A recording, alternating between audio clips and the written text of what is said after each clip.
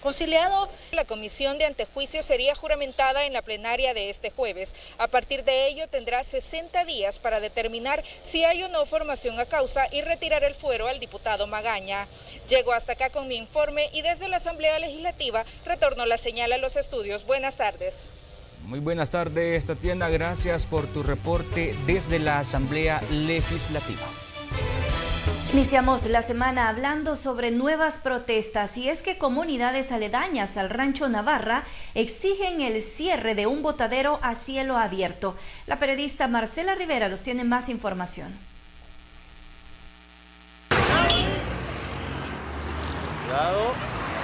Antes de las 5:30 de la mañana, cuando los habitantes de diferentes comunidades, entre estas la Aragón, el Manguito y el Bambú, decidieron cerrar el paso vehicular en ambos sentidos de la autopista a Comalapa.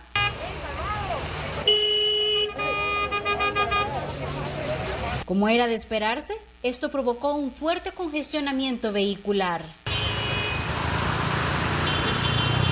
Las comunidades sostienen que es la única forma de hacer públicas sus denuncias. Exigir se cierre la planta Aragón, que afecta a 3.500 familias. A raíz de la imposición de un relleno que a todas luces es un contaminante, un foco de infección para todas las comunidades circunvecinas, pero sobre todo para toda la población de este país.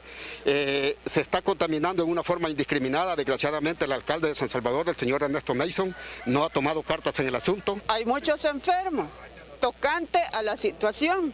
Entonces estamos viendo de que si nadie los movemos, si nadie decimos nada, esto va a permanecer siempre y es bastante delicado porque estamos contaminándonos allí unos a otros. Que quede mejor la toma. Dele.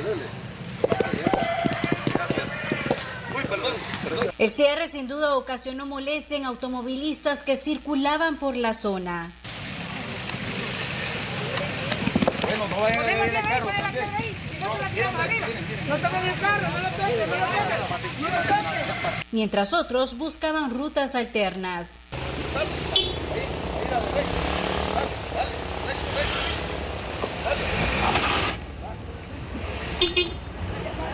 Y tras varios minutos del cierre total, la policía llegó a un acuerdo con los manifestantes de permitir la circulación vehicular en al menos un carril por sentido. Porque necesitamos una solución también, dándole el sentido humano, al libre tránsito de las personas. Le vamos a habilitar. Va. ¿Y el ahorita? Toda la gente nos movemos aquí, todo este carril que venía ubicado a este lado. Somos habitantes de las comunidades aledañas a esta planta de transferencia que la alcaldía de San Salvador tiene utilizando acá, de la cual es más que todo un basurero a cielo abierto, donde la basura permanece regada, donde los lixiviados pasan derritiéndose por todos lados, llegando hasta las quebradas, está contaminando el aire, el ambiente, los suelos, las aguas, y es por eso es una de las razones por las que estamos este día acá. No descartaron seguir con las acciones de protestas y las autoridades no cierran la planta Aragón. Y a través de un comunicado de prensa emitido por los miembros de la comunidad Aragón 2, señalaron que los protestantes no son habitantes de las comunidades aledañas y se desligaron de las acciones. Con imágenes e informe de Marcela Rivera. Y seguimos hablando de las protestas que han ocurrido este día porque otro cierre se realizó sobre el Boulevard del Ejército. En este punto, habitantes de la colonia Santa Lucía piden que se realicen obras de mitigación en la zona para evitar más inundaciones. Sostienen que la problemática se agrava luego que cerraron un pozo de aguas lluvias. Esta protesta generó un fuerte congestionamiento vehicular en esta zona. Este es un pequeño, podemos decir que simulacro, porque si no nos hacen caso, pues esto va a seguir, y sería un total de las calles, pues, y el motivo es pues porque han cerrado el pozo recolector de aguas lluvias y eso nos ha venido a afectar grandemente. Cada vez que llueve es segura inundación. Y estamos aquí pues todos juntos porque la verdad que hay niños, hay señores de la tercera edad que corren peligro.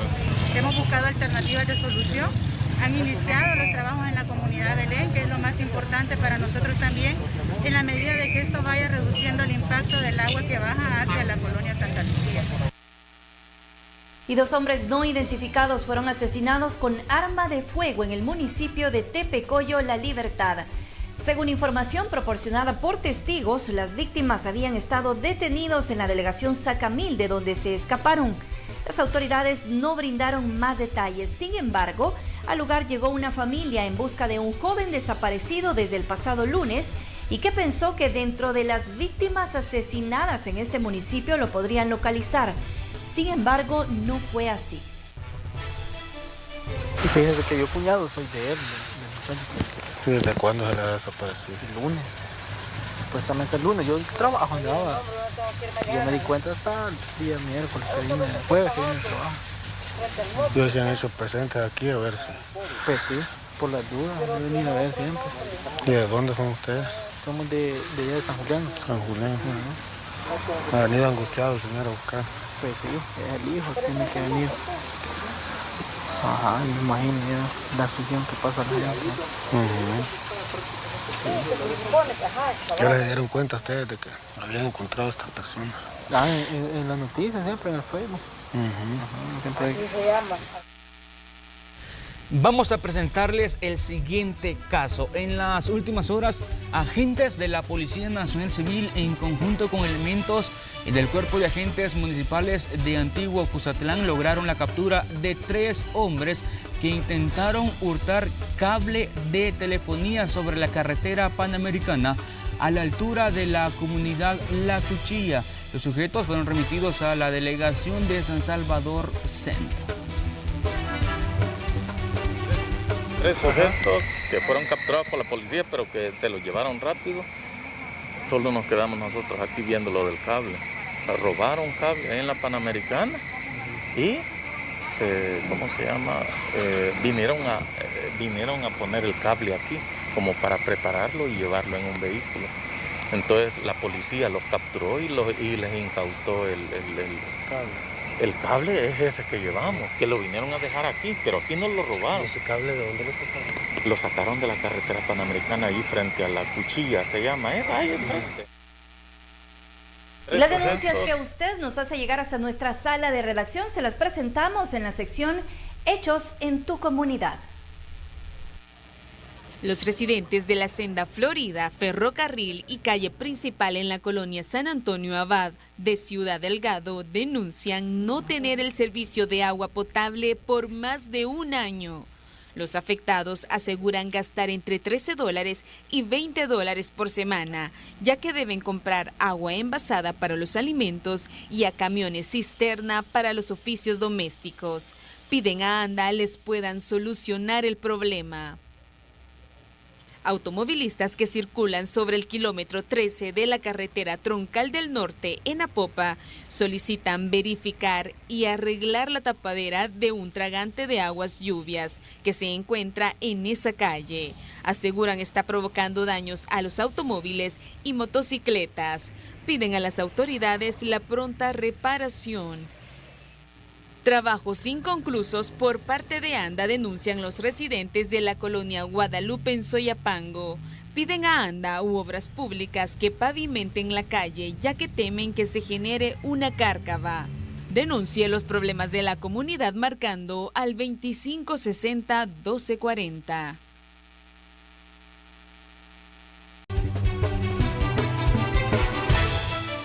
Y para conocer lo más destacado en el ámbito internacional, nos enlazamos con Graciela Rajo, que nos ha preparado la información de lo que ocurre fuera de nuestras fronteras.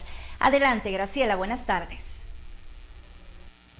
Así es, muy buenas tardes. Hacemos nuestro recorrido a nivel internacional comentándoles que un segundo voluntario del proyecto de vacuna contra el COVID-19 que realiza AstraZeneca presentó una enfermedad neurológica inexplicable, pero la farmacéutica asegura que no hay evidencia suficiente de que esté relacionada con la sustancia.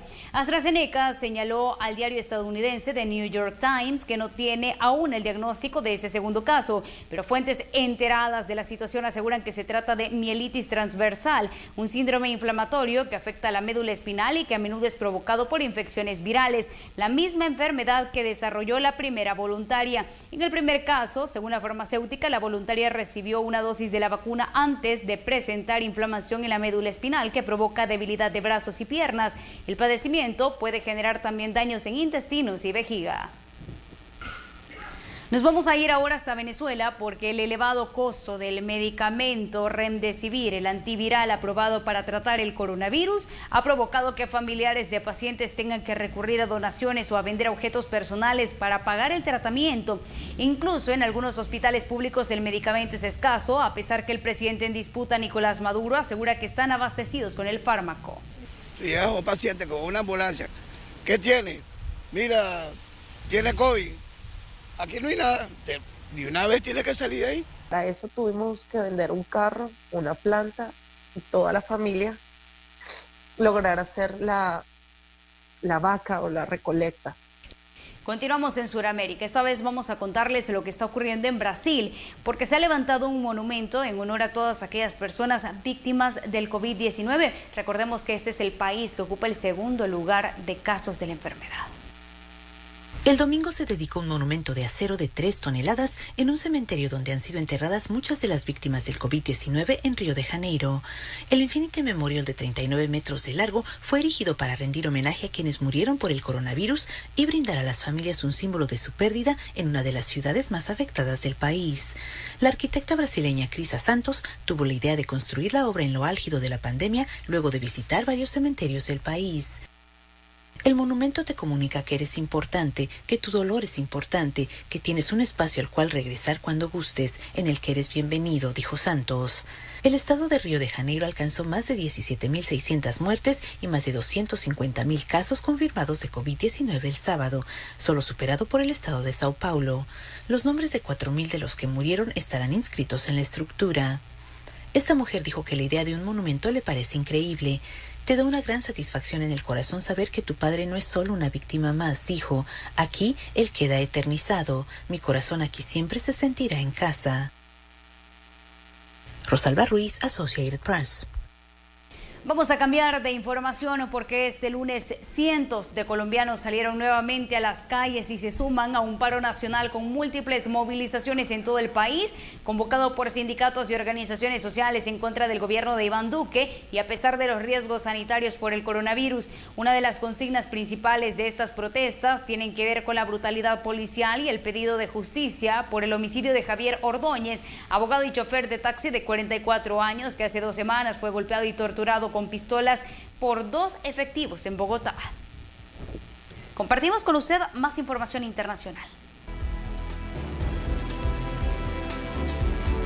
51 millones de personas están convocadas a votar en el referéndum de Italia sobre la reducción de escaños en el Parlamento y unos 18 millones en las regiones de Liguria, Véneto, Toscana, Marche y Apulia. Artistas griegos protestaron el lunes contra las medidas más estrictas impuestas en la región de Atenas luego de un aumento en las infecciones por COVID-19, después de que los atenienses regresaron de sus vacaciones de verano. La principal casa de ópera de España fue atacada el lunes después de que un espectáculo tuvo que ser cancelado en medio de fuertes protestas de los espectadores que se quejan de la falta de distanciamiento social en los asientos del círculo superior. Los videos compartidos en línea por varios asistentes mostraron algunas filas llenas en los asientos más altos y más baratos, mientras que la asistencia en el área de piso más cara tenía asientos vacíos. Este es un informe de Kelly Ábrego para la RNA.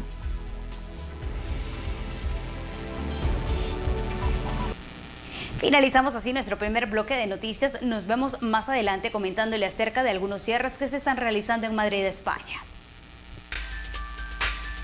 Plaza Mundo Apopa abrirá sus puertas la última semana de octubre, tras 6 meses de retraso por motivo de la pandemia COVID-19.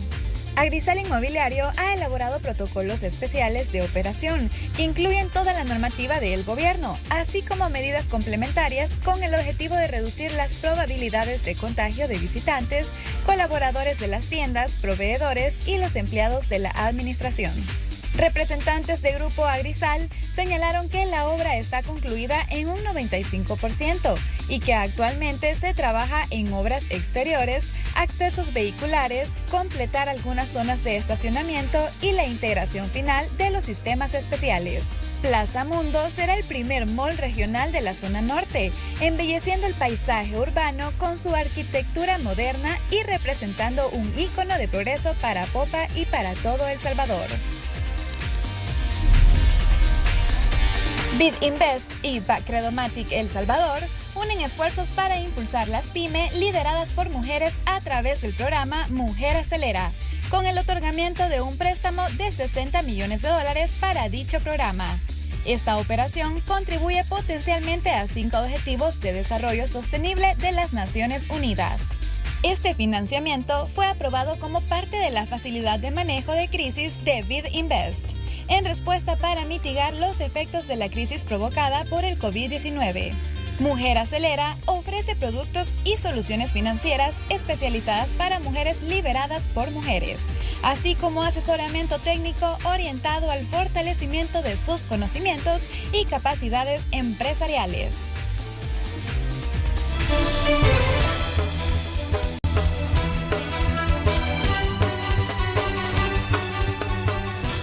Vamos al espacio de la entrevista en Noticiero Hechos. Esta tarde conversamos con el secretario de organización de Astram, Adolfo Ramos, con quien hablaremos de diversidad de temas relacionados a los trabajadores municipales. Muy buenas tardes. Muy buenas tardes. En primer lugar, darle gracias a Dios. En segundo lugar, el agradecimiento a Noticiero Hechos, a su persona, por el espacio brindado, como usted muy bien lo mencionaba, para dilucidar algunos temas o interrogantes que puedan surgir en este momento. Don Adolfo, ¿cuál ha sido la realidad del trabajador municipal en medio de esta pandemia de COVID-19? Las afectaciones que se tiene a este sector durante los últimos meses, ¿qué dicen los datos o de acuerdo a la organización que usted representa, cuál ha sido el panorama? Bueno, en cuanto a lo referente a los trabajadores municipales, debemos de recordar que a través de un decreto mucha gente tuvo que quedarse en sus casas. Más sin embargo, también hubo gente laborando independientemente de que existiera la pandemia. Pero en datos generales, como organización en el tema municipal, específicamente en la Alcaldía de San Salvador, no hemos visto mayores problemáticas de decesos, más sin embargo hay que mencionar algo, que carecemos de los protocolos de bioseguridad porque no nos brindan ni los mínimos implementos para resguardarnos de nuestras propias medidas de seguridad en la salud, ni tan siquiera una mascarilla nos están dando por parte de la municipalidad. ¿Ustedes manejan datos, por ejemplo, de trabajadores fallecidos por COVID-19? Pues no, para serle exactamente y franco, no. Acuérdese que los datos que se dan, se reflejan, son los que se dan a conocer por las instancias correspondientes del Ministerio de Salud en forma generalizada. Hablando de la situación de las municipalidades, por ejemplo, en los últimos días los hemos visto en las calles a ustedes manifestándose y haciendo denuncias. Vamos a hablar del primer caso de San Salvador. ¿Qué ocurre en la municipalidad de San Salvador y las denuncias que ustedes están realizando? Bueno, específicamente en el tema de San Salvador, que no está exento de otras municipalidades por los procesos y procedimientos que han implementado en el tema de la privatización de los servicios de salud, de la municipalidad. De recolección de desechos sólidos. De municipalidad de desechos sólidos específicamente. Cabe mencionar que a los trabajadores nos tienen en unos niveles de precariedad con las malas decisiones tomadas por el representante legal del municipio, el alcalde Ernesto Mason. ¿Por qué digo niveles de precariedad? Pero hay que poner en el contexto dos cosas muy puntuales, que esto tiene que ver con los contratos que ellos han hecho con las empresas privadas que están prestando el servicio de recolección de los desechos en San Salvador. Y tenemos, por ejemplo, la empresa ATESA. ATESA es Aseo Técnico de San Salvador, que es una empresa colombiana, la misma que privatizó los servicios de desechos en Santa Tecla, donde hubo costos elevados de despido de compañeros y compañeras. Es la misma empresa que quiso privatizar en Soyapango, donde también hubo un costo grande en el tema que resultaron 3 compañeros lesionados. Acá en San Salvador no es la excepción, porque incluso a través de estos convenios con estas empresas queremos mencionar algunos temas relevantes por tiempo. Si vemos en el contexto, y tal vez me ayuda la cámara, aquí vemos, por ejemplo, la erogación de los fondos municipales.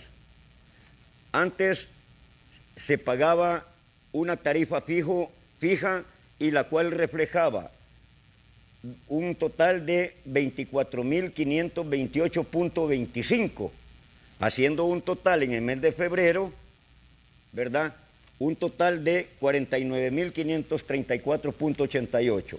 Ahora, con el nuevo convenio, hay una diferencia bastante grande, porque de 49.534.88 tenemos una facturación de 74.063.13. Y así sucesivamente tenemos, por ejemplo, en el mes de febrero, 69.016.33 facturados. Ese es el costo económico. Ahora hay una facturación de 93.544.58. En esta sumatoria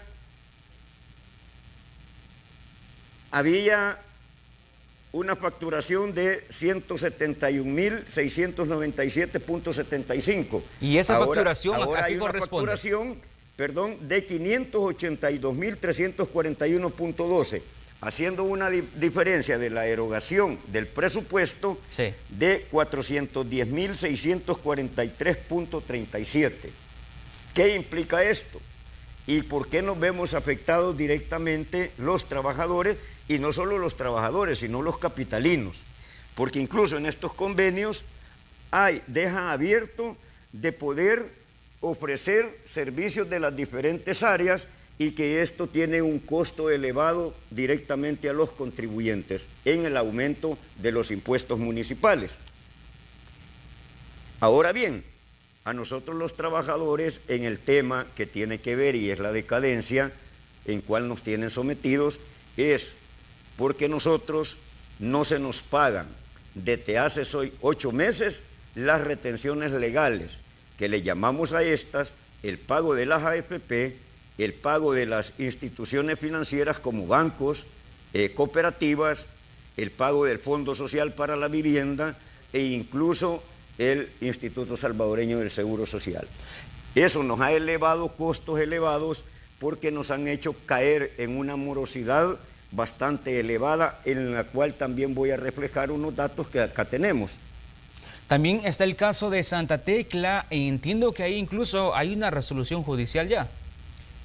Bueno, el alcalde de Santa Tecla, Dawinson, ha caído en desacato. Es más, para esta semana tiene otra audiencia y hay que mencionarlo porque se ha apropiado también de las retenciones sindicales de los compañeros de Santa Tecla. Tiene que entregar cuentas. Entonces, ¿qué sucede? Pero volvamos a San Salvador.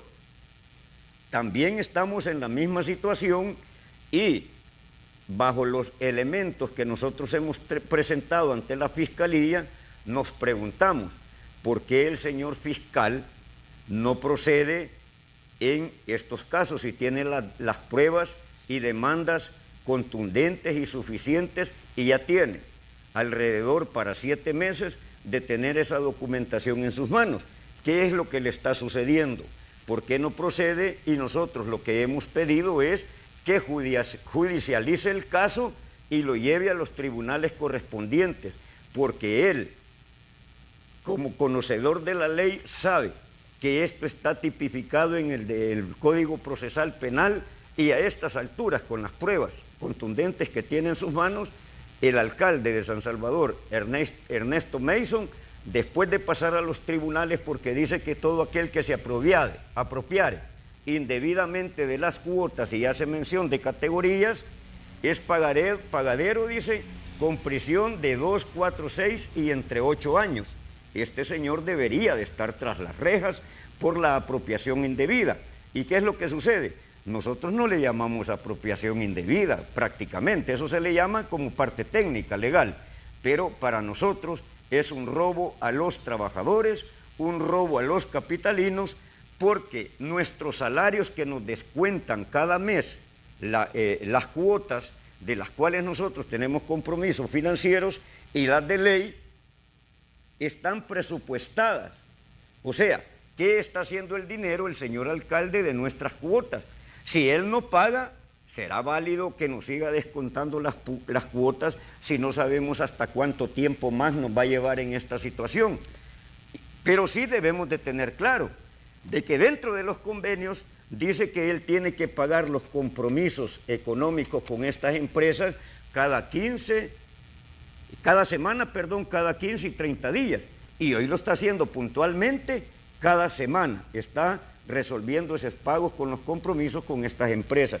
Y con el dinero de los trabajadores no dudamos en decir de que este dinero de nosotros está sirviendo para cumplir estos compromisos con estas empresas express, como también hay otra empresa que se llama Tradens, que son empresas de economía mixta, donde incluso aquí hay el presidente, representante legal y director, es hijo de una diputada, Flor Bonilla, que fue diputada. Entonces, ¿qué implica también? Está bajo los mismos parámetros el contexto de un contrato con el otro, porque también, y es más, hay un costo adicional para los contribuyentes, porque antes se pagaba el servicio de la recolección, y hablamos puntualmente en el tema de mercados que tiene el convenio con la empresa ATESA. Antes se hacía la recolección y en el contrato estipulaba de que iban directamente hasta el lugar de la disposición final de los desechos. Ahora no, ahora esta empresa lleva los servicios, la recolección de los desechos a la planta de transferencia que conocemos como Aragón. Pero ahora tienen que pagarle a esta empresa Tradens, SADCB, tienen que pagarle otro costo adicional, que es trasladar los desechos sólidos de la planta de transferencia a la disposición final de los desechos. Entonces quiere decir que antes era un costo, ahora son doble costo en el alza, y dejan abierto la opción de incrementarle cada cierto tiempo a los impuestos, dejan la opción abierta de dar los servicios municipales de otras áreas a esta misma empresa. Don Adolfo, también recientemente vimos que ocurrieron inconvenientes en la alcaldía de Soyapango, incluso hubo 3 personas lesionadas, un agente del CAN que fue detenido por las autoridades en medio de una protesta que se dio en los alrededores de esta alcaldía. Es muy cierto, es muy cierto.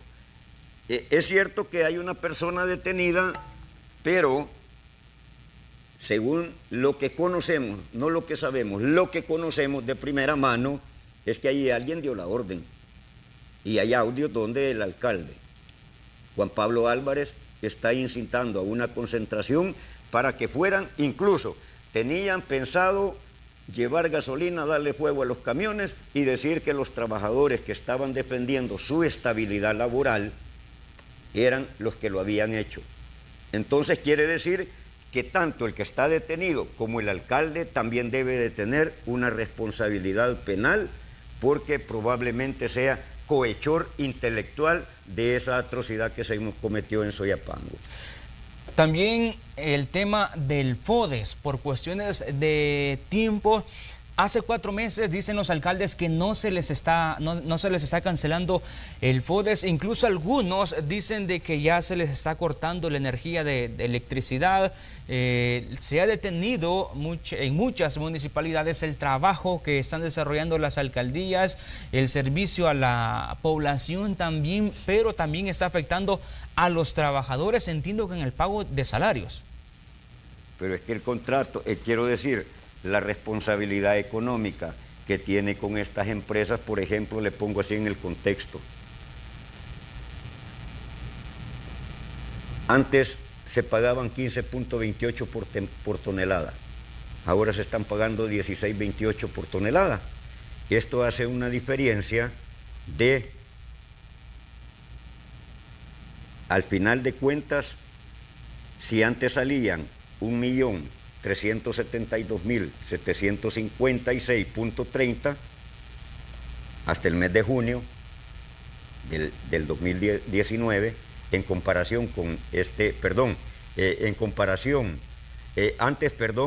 en el 2019 salía 1.288.434.66.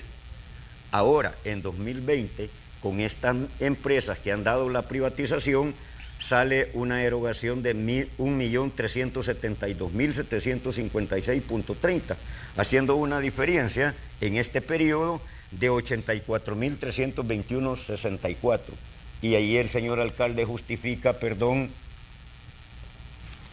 que no le han dado el FODES. Ahí justifica de que no tiene dinero para pagar esas facturaciones, cuando lo está haciendo los pagos semanalmente. Entonces, esa es una falacia del señor alcalde, decir que por el FODES no paga los compromisos laborales que tiene con los trabajadores, como son las retenciones a las cuales ya hice mención. Entonces, nosotros no tenemos la culpa, los trabajadores, si dentro, repito, del presupuesto que hacen en la alcaldía, van incluidos, ya presupuestados nuestros salarios. Ya está presupuestada esas cuotas que nos descuentan. ¿Qué está haciendo el dinero? Esa es la gran pregunta. Una parte se está yendo para el tema de las empresas que están prestando los servicios. Entonces, nosotros no tenemos la culpa de la irresponsabilidad. Y cabe mencionarlo en un contexto generalizado, porque esto viene desde la Asamblea Legislativa. Entonces, no es posible de que ellos ponen candado por un lado y por otro lado el alcalde se esté escudando en la misma irresponsabilidad, incluso de su fracción en la Asamblea Legislativa, de no dar los recursos, y esa no es culpa de los trabajadores, que me perdone el alcalde. Esa es única y exclusiva irresponsabilidad de él. Repito, ya presupuestados nuestros salarios, tuvieron que haber presupuestado también las erogaciones de las cuales nosotros tenemos compromisos. Pero hay algo más elemental también en esta situación. Es que lo que sucede, que así como hubieron despidos en Santa Tecla, en Soyapango, gracias a Dios y a la lucha y el esfuerzo de nuestras organizaciones, se logró contener. Pero ahí anda todavía el alcalde, incluso ahora ha puesto en una subasta pública. Entonces, y culpa a los trabajadores. ¿Qué es lo que sucede? Es que también nosotros hemos sufrido ya niveles de despido. Hay madres solteras por esta situación de que están a punto de perder sus viviendas. Esto es una deshumanización de parte del alcalde y un grupo élite de la alcaldía de San Salvador que incluso andan promoviendo trabajadores. Óigase bien, y esto hay que mencionarlo como una denuncia. Andan promoviendo trabajadores porque, por ejemplo, ¿qué hace un trabajador que gana $360 adquiriendo compromisos de ofrecer salarios de $525, $550 e incluso ofreciendo armas dentro de la alcaldía de San Salvador? Y esto es un llamado para el señor fiscal. Y al tener contundentemente estas pruebas, que existen muchas, se tienen que judicializar estos casos.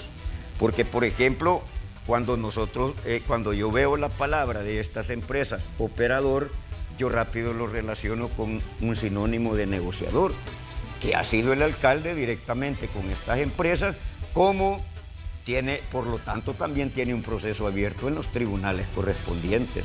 Entonces, insisto, no es posible que los trabajadores y trabajadoras, especialmente mujeres, madres solteras, si esto ha generado una crisis, incluso nos han mandado compañeras y compañeras por los mismos efectos a estar ingresadas en el Seguro Social, con problemas emocionales. ¿Por qué? Porque esto ha generado una desvalorización tanto en la dignidad como trabajadores, como en la desvalorización económica, porque incluso también tenemos, y esto que no vaya a decir el señor alcalde que nosotros estamos haciendo o impidiéndole su trabajo, no, le estamos haciendo el llamado a que no siga con sus irresponsabilidades. y salde las cuentas pendientes del dinero que nos está robando, porque yo así le puedo llamar, y si usted le pregunta o le preguntan a cualquier trabajador, dice sí me están robando. ¿Por qué razón? Nosotros vamos a las instituciones financieras para ver si somos sujetos de crédito. Lo primero que nos preguntan, ¿y usted dónde trabaja? En la alcaldía de San Salvador. No, el alcalde no paga, nos dicen. Ese es el epíteto que le dan, y con mucha justa razón. Pero, por ejemplo... Bueno, don Adolfo, por cuestiones de tiempo, ya la última idea, tenemos que ir a la pausa. Ah, ok. ¿Qué es lo que sucede? Gracias. Por ejemplo, hay compañeros que van moras, intereses sobre moras sobre intereses. Empezamos con una mora de 336.89, brevemente. Y así se va incrementando a $672. Tenemos otra de $572, que estas son moras. Y es responsabilidad de los empleados, que somos los que tenemos los contratos directamente con las instituciones financieras, pero ¿y esa mora? Por eso es que le hacemos el llamado al señor fiscal, tome cartas en el asunto, porque también durante ese proceso ya no es de investigación, las pruebas las tiene, ya es de procedimiento. Entonces, dentro de ese proceso tiene que hacerle pagar esos altos intereses y moras a los cuales nos ha sometido por el no pago de nuestro dinero. Muchas gracias, don Adolfo, por habernos acompañado. Vamos a una pausa y ya regresamos.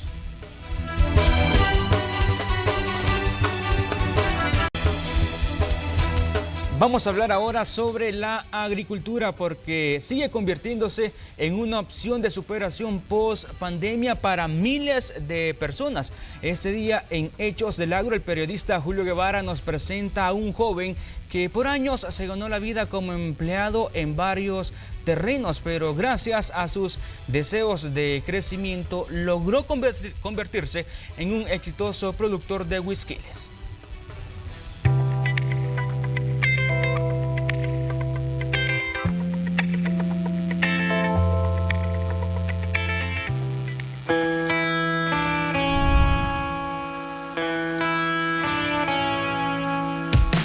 Son los caminos que a diario recorre este joven. Veredas que lo llevan a estas ramadas, donde creó una oportunidad para superarse. Son interminables cultivos de huisquil en el municipio de Jocoaitique, Morazán. En mi mente vino a querer poder cultivar un par de plantas.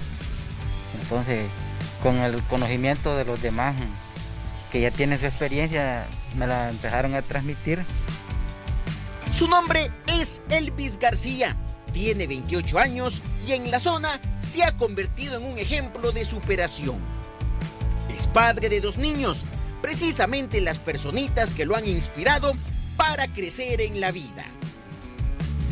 Elvis es un reconocido productor, pero desde hace poco, porque por años se dedicó a trabajar para otras personas. Con orgullo dice que fue un mozo, pero en su mente siempre estuvo superarse y lo está logrando a pasos agigantados. Bueno, primeramente agradecido con Dios porque los mayoristas me extendieron la mano para poder yo tomar la iniciativa, superarme como primeramente también, y obtener un poco de conocimiento. Ahora es un referente al hablar de productores de huisquil nacional. Este es uno de sus cultivos, donde a diario corta cientos de unidades para ser distribuidas a supermercados de todo el país. Éxito que logró gracias al apoyo de la Asociación Empresarial de Productores del Norte de Morazán, un grupo de personas que trabaja unido para que el agro no se pierda. Por ejemplo, primero nosotros con la familia, desde pequeños les vamos enseñando a trabajar en la agricultura, y a otros también jóvenes que quieran unirse con nosotros, ellos tienen sus trabajos y en la cooperativa también les damos espacio para que ellos puedan producir y vender. En esta zona del país se está empoderando a decenas de familias por medio del trabajo agrícola. Mientras muchos piensan que el agro se está debilitando, instituciones como la FAO han decidido apoyar las iniciativas de la antes mencionada Asociación de Productores, con el único fin de buscar que más personas como Elvis salgan adelante. Esa es la transformación que hay que hacer en el país y es fundamental apoyar a grupos organizados. Y hay muchas oportunidades en la pospandemia para los jóvenes, para que se vuelvan empresarios en las zonas rurales. Son iniciativas que poco a poco están permitiendo que en este municipio más familias se vean motivadas por la agricultura.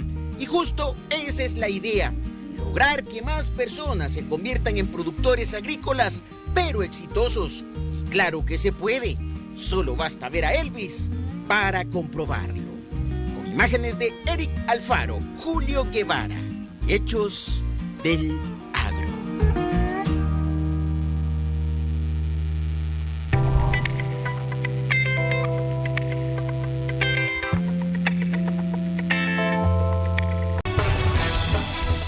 Gracias por continuar con nosotros. Vámonos al otro lado del mundo, al viejo continente, porque en España se están tomando nuevas acciones ante el incremento de casos de COVID-19. La policía de la capital española y las ciudades circundantes detuvo el lunes a las personas que entraban y salían de algunos barrios de clase trabajadora que habían sido parcialmente bloqueados para detener la propagación más rápida del coronavirus en Europa. Los controles policiales solo transmitirán información sobre las restricciones durante los 2 primeros días. El cumplimiento de las órdenes de permanencia en casa será obligatorio a partir del miércoles y aquellos que no justifiquen sus viajes por motivos de trabajo, estudio o médicos enfrentarán multas, dijeron las autoridades regionales. Las nuevas restricciones intensificadas, incluidos los límites de ocupación en tiendas, restaurantes y parques cerrados, afectan a unos 860.000 residentes. Este es un informe de Kelly Abrego para la RNA. También el alcalde de Múnich ha tomado medidas. La ciudad bávara de Múnich está endureciendo sus medidas contra el coronavirus, ya que se enfrenta a una de las tasas de infección más altas de Alemania. El alcalde de la ciudad, Dieter Reiter, dijo el lunes que a partir del jueves solo se pueden reunir hasta 5 personas o miembros de 2 hogares. No se permite la asistencia de más de 25 personas a reuniones privadas en interiores como fiestas de cumpleaños, bodas o funerales. A los eventos privados al aire libre pueden asistir hasta 50 personas. Los eventos organizados pueden albergar a 100 personas en el interior y 200 al aire libre, ya que existen conceptos de higiene. Tenemos que reducir drásticamente la cantidad de personas que se reúnen, dijo Reiter antes de describir la cobertura de noticias que mostró poco distanciamiento social durante el fin de semana anterior. El alcalde también dijo que en lugares públicos abarrotados la gente tiene que usar máscaras en todo momento. Este es un informe de Kelly Abrego para la RNA. Vamos a dejar el tema del COVID-19 de lado y nos vamos a situar en los Estados Unidos, porque la tormenta tropical Beta ha comenzado a afectar la costa de Texas en una temporada récord de huracanes en el Atlántico. Se pronostica que podría tocar tierra de manera oficial en horas de la tarde de este lunes o en las primeras horas del martes. Una advertencia de marejada ciclónica está vigente desde Port Aransas, Texas, hasta el refugio de vida silvestre Rockefeller en Luisiana. Es posible que se produzcan 60 centímetros a 1.2 metros de marejada ciclónica. De momento, la tormenta tropical ya no cobrará fuerza para convertirse en huracán, según el Centro Nacional de Huracanes de los Estados Unidos. Nos quedamos en los Estados Unidos porque el gobierno anunció nuevas medidas en contra de Irán y de Venezuela nuevamente, que incluyen al presidente en disputa, Nicolás Maduro, que según fuentes del gobierno estadounidense desobedeció el embargo de armas de Naciones Unidas. El secretario de Estado de los Estados Unidos, Mike Pompeo, anunció el primer paso de la orden ejecutiva firmada por el presidente Donald Trump para imponer sanciones al Ministerio de Defensa iraní y a las industrias que trabajan directamente con ese departamento del gobierno. Pompeo confirmó durante una conferencia en el Departamento de Estado que las sanciones incluyen a Maduro, al que se refirió como el anterior presidente de Venezuela. Nos quedamos en los Estados Unidos. Ahí se está generando mucha información porque una mujer fue detenida como sospechosa de enviar a Casa Blanca un sobre para el presidente Donald Trump que contenía una sustancia venenosa identificada como ricina, confirmaron el domingo las autoridades estadounidenses. El sábado los medios estadounidenses informaban acerca de este sobre que había sido interceptado por las autoridades. La carta fue descubierta la semana pasada y no llegó a su destino final. Esas son parte de las noticias internacionales que les teníamos a todos ustedes. Que pasen una feliz jornada. Gracias, Graciela. Así finalizamos la emisión Noticiero Hechos de este día lunes. Vamos con Celida Magaña. Gracias, Raúl. Como siempre, un gusto haberles acompañado en esta entrega de Noticiero Hechos. Inicia usted la semana debidamente informado. Por nuestra parte es todo. Será hasta mañana. Que tenga feliz tarde. Buenas tardes.